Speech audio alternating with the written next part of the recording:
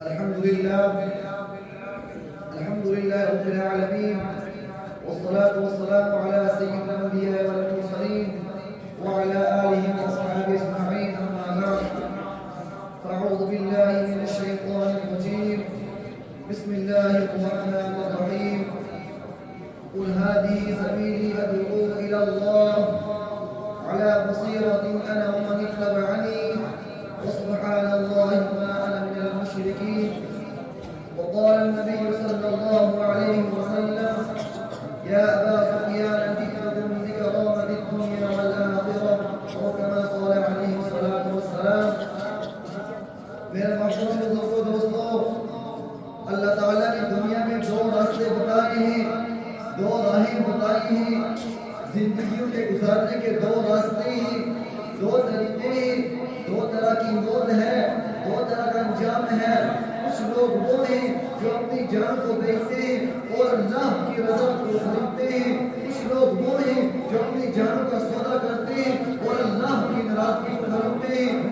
كل الناس يغدو بايع النفس وزار کرم خریدار عروج پر ہے، دن دن چل رہا ہے۔ اللہ تعالیٰ کے نبی صلی اللہ علیہ وسلم نے اعمال کو ایک منڈی سے تشبیہ دی ہے، بازار سے تشبیہ دی ہے کہ دین کا بازار بھی سرگرم ہے اور ہر انسان اس میں خرید و فروخت کرتا ہے۔ کچھ لوگ وہ ہیں جو اپنی جان کو بیچتے ہیں اور آزادی حاصل کرتے ہیں، کچھ لوگ وہ ہیں جو اپنی جان کو بیچتے ہیں اور ہلاک میں ڈوبتے ہیں۔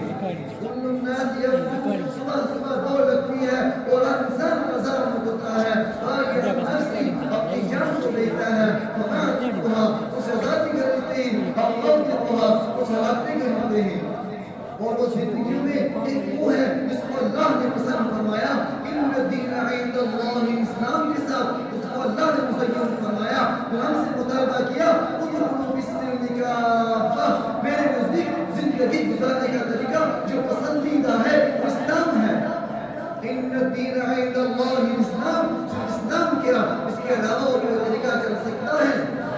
ومن يبتغي غير الاسلام دينا فلن يقبل منه، اسلام کو چھوڑ کر جس طریقے کو اپنایا جائے وہ اللہ کی دربار میں قبول ہو جائے گا۔ اس میں بھی اللہ تعالیٰ کا مطالبہ ہے ادخلوا فی السلم کافہ۔ دوسرا راستہ یہ ہے جس کو اللہ تعالیٰ نے فرمایا کہ لا تتبعوا خطوات الشیطان، شیطان کے پیچھے نہ چلنا۔ انا ہدیناہ السبیل، راستے دو ہیں، اما شاکرا و اما کفورا، شکر گزاری والا اسلام کا راستہ اور ناشکری والا شیطان کا راستہ۔